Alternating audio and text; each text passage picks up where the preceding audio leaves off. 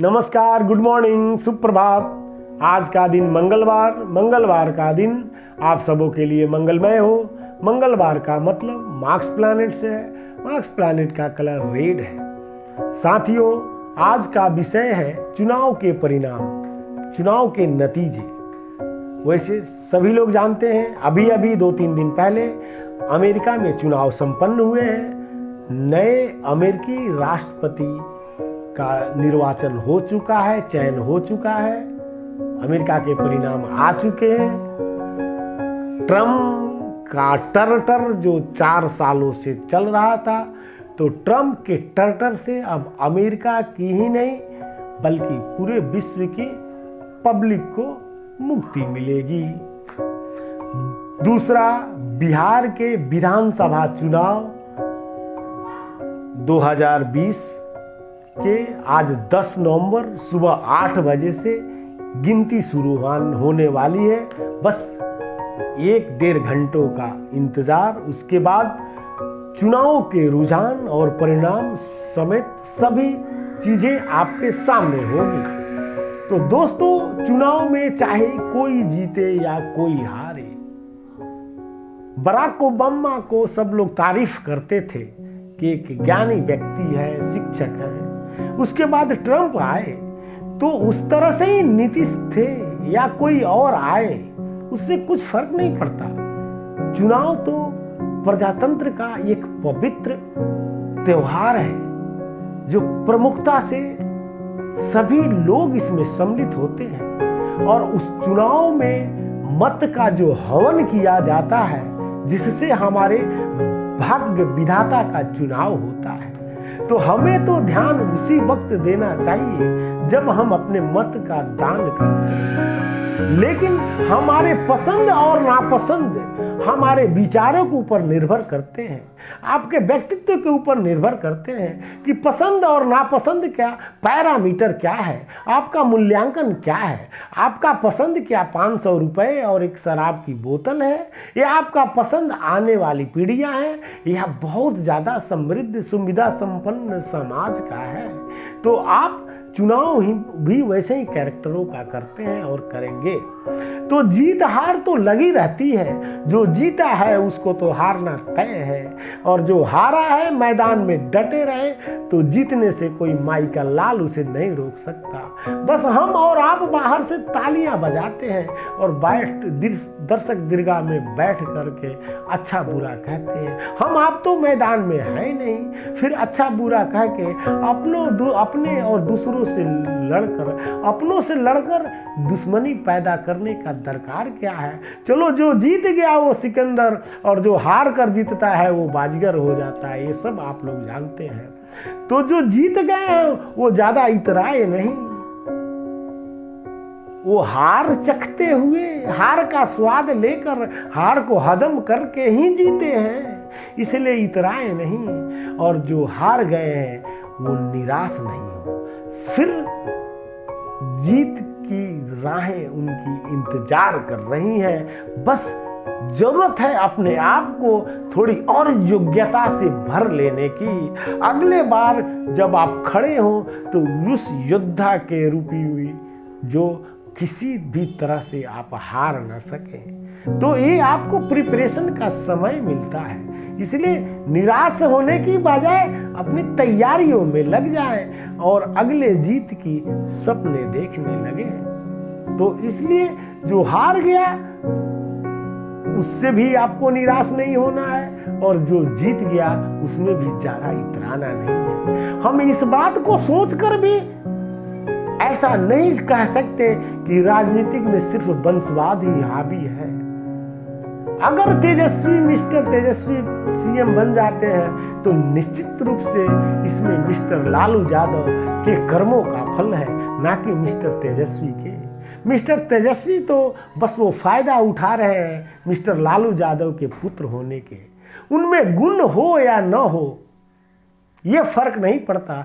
लोगों ने तो मिस्टर लालू यादव को देखकर वोट दिया है, और ये कितनी विडंबनाएं हैं, हमारी सोच कहाँ जाती है, क्या सोचने लगते हैं। एक जाति विशेष से ऊपर उठ नहीं पाते, चाहे कितना भी भ्रष्टाचारी ही क्यों नहीं हो, कितना भी कोई व्यक्ति कदाचार में लिप्त क्यों नहीं हो, कितना भी कोई व्यक्ति गलत कार्यों को क्यों नहीं किया हो, लेकिन हम तो भूल जाते हैं। मनुष्य का स्वभाव ही है भूल जाना। जो हमारे सामने घटी, हम बड़े हो गए, हम थोड़ी दूरी हो गई, और जो हमारे बीच हमारे बाद के जनरेशन है, जो युवा पीढ़ी है, जिन्होंने जंगल राज को देखा नहीं, उनको क्या पता। तो इस तरह से परिवर्तन ही संसार का नियम है। परिवर्तन तो होना ही है, चाहिए, परिवर्तन तो होता ही रहता है। जब तक आप भूलेंगे नहीं, तो नई घटनाएं कैसे घटेंगी, और नई को ही तो पुराना होना है, और जो घटनाएं घटी है, जो अभी ताजा है, वही तो भूलना है। तो इसमें दिक्कत क्या है।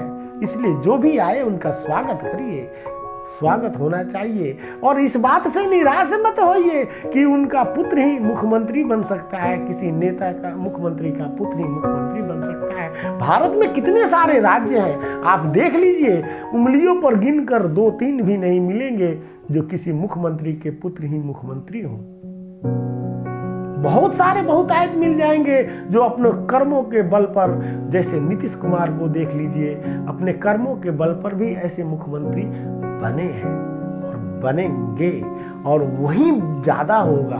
ये परसेंटेज 1-2 एक्सेप्शन है, इसलिए आप इसको निराश नहीं हो सकते, क्योंकि आप जनता के पुत्र हैं, आप कर्मठ हैं, आप ईमानदार हैं, आप में नेता बनने की समझ है, आप भी किसी पद को पाना चाहते हैं, बस अपनी तैयारियों में लग जाइए। इस तरह का न सोचें कि मिस्टर तेजस्वी बन गए मुख्यमंत्री तो आप उनके जैसे होते तो ही बन पाते, ऐसी कोई बात नहीं है। वो तो अपने पिता के बैसाखियों पे वहाँ पहुँच गए, अथवा विरासत में मिला, और जो कर्म करता है उसका फल बहुत जल्दी खत्म नहीं होता, उसको तो भोगना ही पड़ता है। जैसे अपने पापों का फल भी तो लालू जी को जेल में भोगना ही पड़ रहा है।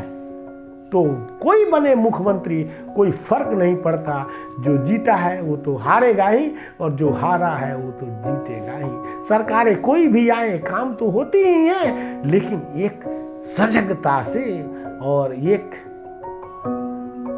अराजकता से।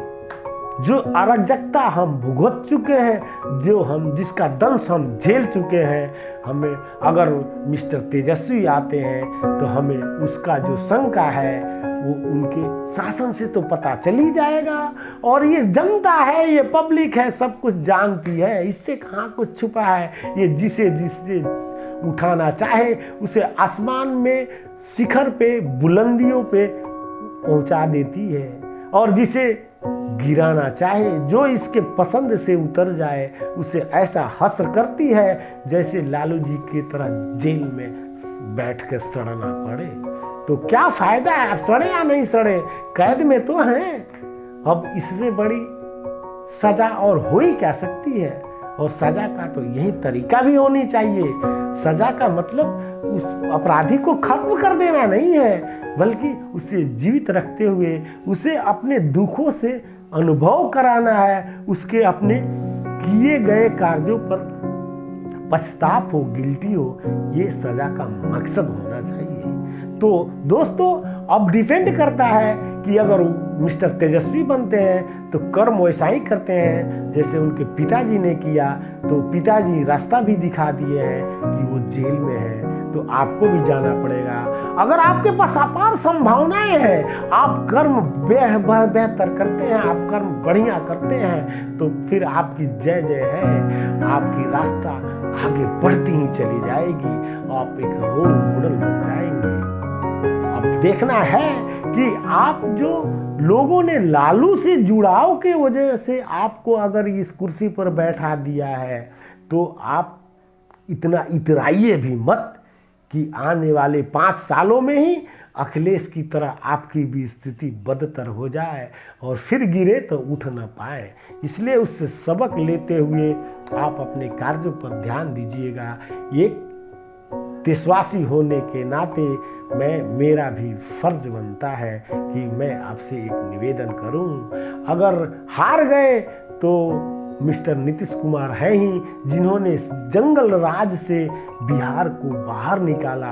अभी तमाम जितने भी विकास गाथाएं बिहार में गाई जा रही हैं वो मिस्टर नीतीश कुमार के द्वारा ही या उनके समय में उनके मार्फत ही संपन्न हुई है, जिसके लिए मिस्टर नीतीश कुमार का योगदान भूला नहीं जा सकता। तो चाहे मुख्यमंत्री कोई बने, सरकार किसी की भी बने, काम तो होनी चाहिए। बहुत तरह की शक्तियां हैं, सभी शक्तियां काम करती हैं। जब कोई शक्ति, अलग अलग शक्तियां उस आसन पर आसनित होंगी तब उस राज्य का विकास बहुमुखी होगा। तो दोस्तों, मैं खासकर कर्जकर्ताओं से ये विनती करता हूँ कि जो आप हारे हुए पार्टी से हैं तो निराश मत होइए, 4 बोतल ज़्यादा मत लगाइए, नहीं तो कल आपका किडनी खराब होगा या आपके स्वास्थ्य में कोई समस्या आएगी तो ये जीते हुए नेता काम ना आएंगे, क्योंकि उसके तो आप विरोधी रहे हैं। हारे हुए तो पहले ही हार गए हैं, निराश हो गए हैं और आप अस्पताल पहुँच जाएंगे। और जीते हुए इतना इतराए नहीं कि अपने आगे किसी को देखें ही ना, किसी की परवाह ही ना करें, ताकि वो जीत उनके लिए दुखदाई बन जाए। तो दोस्तों, आप सभी से अनुरोध है कि मेरे चैनल को सब्सक्राइब जरूर कीजिए, लाइक जरूर कीजिए। कृपया आपके लाइक करने से, आपके सब्सक्राइब करने से मुझे बहुत अपार खुशी होती है, मैं उल्लासित होता हूँ, मेरा हौसला अफजाई होता है। इसलिए सब्सक्राइब करना ना भूलें। तो धन्यवाद, एंजॉय कीजिए काउंटिंग का, मजे लीजिए, लुत्फ उठाइए। जो जीतता है उसको धन्यवाद दीजिए, बधाई दीजिए। जो हारता है उसका मनोबल गिरने न दीजिए, उसको भी उठाते रहिए। आज के लिए इतना ही, कल फिर मिलूंगा। दिया जाए मुझे इजाज़त। धन्यवाद।